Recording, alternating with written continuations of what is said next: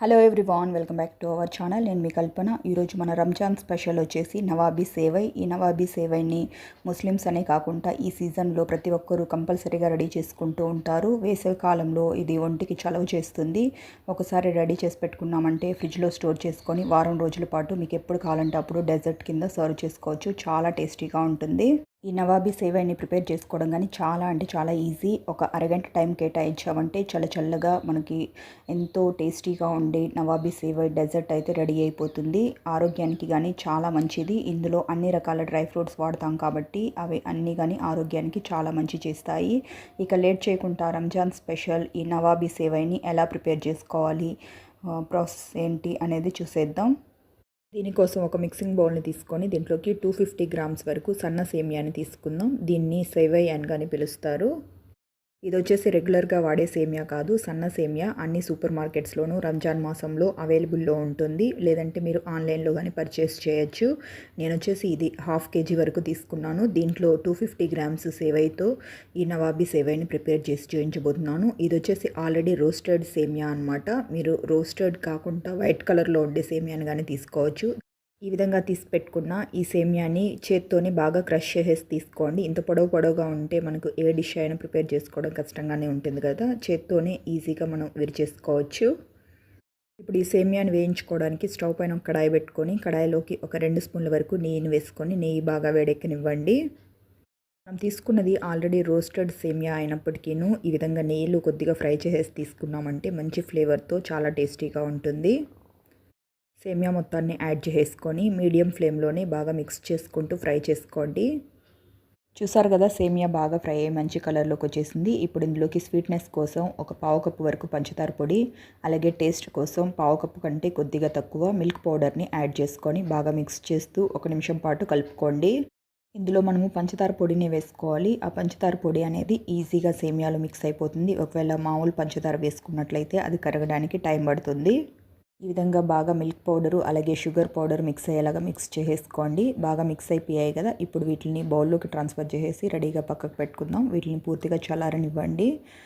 ఇప్పుడు రబ్డీని ప్రిపేర్ చేసుకోవడానికి ఒక మిక్సింగ్ బౌల్లోకి 1 స్పూన్ వరకు కస్టర్డ్ పౌడర్ని తీసుకొని దీంట్లోకి సరిపడా పాలను యాడ్ చేసుకొని లంప్స్ ఏమీ లేకుండా బాగా మిక్స్ చేసుకొని రెడీగా పక్కకు పెట్టుకోండి. నేను ఇక్కడ వచ్చేసి ఫుల్ క్రీమ్ మిల్క్తో ఈ రబ్డీని ప్రిపేర్ చేస్తున్నాను. ఈ ఫుల్ క్రీమ్ మిల్క్లో నుంచే కొద్దిగా పాలని ఇందులో యాడ్ చేసేసి లంప్స్ ఏమీ లేకుండా బాగా మిక్స్ చేసేసి రెడీగా పక్కకు పెట్టుకోవాలి. ఈ కస్టర్డ్ మిక్చర్ని కాసేపు పక్కన పెట్టేసి మిగిలిన పాలని అదే ప్యాన్లోకి వేసుకొని పాలు ఒక బాయిల్ వచ్చే వరకు మరగనివ్వండి. నేను ఇక్కడ ప్యాకెట్ పాలతో ఈ రబ్డీని ప్రిపేర్ చేసుకున్నాను కదా. మీరు కావాలైతే చిక్కటి గేదె పాలతో అయినా ఈ రబ్డీని ప్రిపేర్ చేసుకోవచ్చు. పాలని ఈ విధంగా మధ్యలో మిక్స్ చేస్తూ ఉన్నట్లయితే ఇందులో ఫామ్ అయ్యే మీగడ ఇందులో బాగా మిక్స్ అయిపోయేసి మంచి క్రీమీ స్ట్రక్చర్లో తయారవుతుంది. ఇప్పుడు ఇందులోకి స్వీట్ కోసం ఒక 1/2 కప్ వరకు మిల్క్ మేడ్ని యాడ్ చేస్తున్నాను. ఈ ప్లేస్లో మీరు కావాలైతే పంచదారనైనా వేసుకోవచ్చు. పంచదారని వేసుకుంటే మిల్క్ పౌడర్ని కంపల్సరీ యాడ్ చేసుకోండి. అప్పుడే రబ్డీ టేస్ట్ అనేది బాగుంటుంది. అలాగే ఒక పించ్ వరకు కుంకుమ పువ్వుని తీసుకుంటున్నాను. ఇప్పుడు ముందుగా మిక్స్ చేసి పెట్టుకున్న కస్టర్డ్ పాలని ఒకసారి బాగా మిక్స్ చేసుకొని ఇందులో యాడ్ చేసుకోండి. ఇక్కడ కస్టర్డ్ పౌడర్ని స్కిప్ చేసేసి మీరు కావాలైతే కుంకుమ పువ్వుని ఇంకాస్త ఎక్కువైనా యాడ్ చేసుకోవచ్చు. కాకపోతే కస్టర్డ్ పౌడర్ని యాడ్ చేసుకోవడం వల్ల మన రబ్డీ అనేది చాలా క్రీమీగా తయారవుతుంది, చిక్కగాను ఉంటుంది. ఇప్పుడు ఇందులోకి 1/2 కప్పు కంటే ఒక 2 స్పూన్ల తక్కువ పంచదార పొడిని కానీ యాడ్ చేసుకొని బాగా మిక్స్ చేసుకోండి. నేను ఇక్కడ కండెన్స్డ్ మిల్క్ అలాగే పంచదార పొడి 2 యాడ్ చేసుకున్నా కదా. ఓన్లీ కండెన్స్డ్ మిల్క్తో చేసుకోవాలి అనే వాళ్ళు కానీ చేసుకోవచ్చు అనమాట. కండెన్స్డ్ మిల్క్ మాత్రమే వాడే పని అయితే వాళ్ళు వచ్చేసి 1 కప్పు వరకు యాడ్ చేసుకుంటే మనకు స్వీట్నెస్ అనేది కరెక్ట్గా సరిపోతుంది. ఇప్పుడు ఇందులోకి ఫ్లేవర్ కోసం 1/2 స్పూన్ వరకు యాలకుల పొడిని కానీ యాడ్ చేసుకొని బాగా మిక్స్ చేసుకుంటూ ఇంకాస్త చిక్కటి కన్సిస్టెన్సీ వచ్చే వరకు బాయిల్ అవనివ్వండి. చూసారు కదా, మన రబ్డీ అనేది చిక్కగా అయిపోయింది. ఈ కన్సిస్టెన్సీలో ఉన్నప్పుడు స్టవ్ ఆఫ్ చేసుకొని దీన్ని పూర్తిగా చల్లారనివ్వండి. చల్లారిన తర్వాత దీని కన్సిస్టెన్సీ అనేది ఇంకాస్త చిక్కబడుతుంది. ఇప్పుడు ఒక సర్వింగ్ బౌల్ని తీసుకొని లేయర్ బై లేయర్ దీంట్లో ఎలా అరేంజ్ చేసుకోవాలో చూసేద్దాం. ముందుగా ఫ్రై చేసి పెట్టుకున్న సేమియాని ఒక లేయర్ కింద వేసుకోండి. ఈ విధంగా సేమియాని వేసుకునేటప్పుడు కాస్త ప్రెస్ చేసినట్టుగా వేసుకున్నారంటే గ్యాప్స్ ఏమైనా ఉంటే ఫిల్ అవుతాయి. ఈ విధంగా వేసేసుకున్న తర్వాత ఒక బౌల్ని తీసుకొని ఈ విధంగా బాగా ప్రెస్ చేసేసి తీసుకోండి. ఇట్లాగా చేయడం వల్ల ఇంకా ఏమైనా గ్యాప్స్ మిగిలి ఉన్నట్లయితే అవన్నీ కానీ ఈజీగా ఫిల్ అవుతాయి. ఇలా అరేంజ్ చేసి పెట్టుకున్న దీనిపైన నెక్స్ట్ లేయర్గా రబ్డీని వేసుకోండి. రబ్డీ లేయర్ని కాస్త ఎక్కువగానే వేసుకోవాలి. అప్పుడే ఈ సేమియా లోపల వరకు రబ్డీ అనేది వెళ్ళి మంచి జ్యూసీగా తయారవుతుంది. రబ్డీ లేయర్ని కానీ వేసేసుకున్న తర్వాత దీనిపైన ఇంకొక లేయర్ కింద ఈ సేమియాని వేసుకోండి. ఫస్ట్ లేయర్లో సేమియాని వేసుకున్నప్పుడు ప్రెస్ అయితే చేసాం కదా, ఈ లేయర్లో ప్రెస్ చేయకూడదు అనమాట. ఆల్రెడీ మనం రబ్డీని వేసాం కాబట్టి ప్రెస్ చేసామంటే ఆ రబ్డీ అంతా పైకి వచ్చేస్తుంది. ఈ విధంగా మొత్తం ఎక్కడైనా గ్యాప్స్ ఉంటే ఆ గ్యాప్స్ మొత్తానికి కానీ సేమియాని చేతుల సాయంతో ఇట్లాగా వేసేసుకొని మొత్తం ఫిల్ చేసేసి తీసుకోండి. ఇప్పుడు నెక్స్ట్ లేయర్ కింద ఓన్లీ మిడిల్లో మాత్రమే రబ్డీని వేసుకుంటున్నాను. చుట్టూ వచ్చేసి మనం సేమియాతోనే నింపేసి తీసుకుందాం. మిగిలిన సేమియాని మొత్తం ఇట్లాగా గ్యాప్స్ ఏమీ లేకుండా ఫిల్ చేసేసి తీసుకోండి.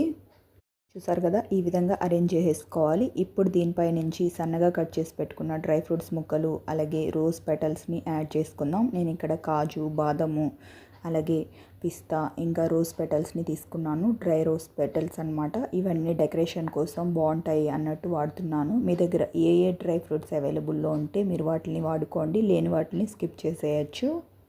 రోజ్ పెటల్స్ కానీ ఆప్షనల్ అనమాట. మీ దగ్గర ఉంటే యూస్ చేయండి, లేదంటే పచ్చివి ఉంటే పచ్చివి కానీ వేసుకోవచ్చు.